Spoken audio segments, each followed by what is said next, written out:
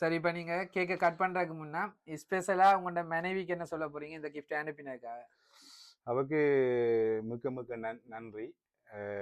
இப்போ இந்த தருணம் வந்து அவ இல்லாதால மிச்சம் பெரிய ஒரு கவலையா இருக்குது. ஸோ அவ இருக்கிறபடியா அவ இருந்தாலும் சந்தோஷமா இருக்கும். அவ இல்லாதால நான் பெரும்பாலும் மன வருத்தத்துக்குரிய விஷயமா தான் நான் கருதுனேன் அது.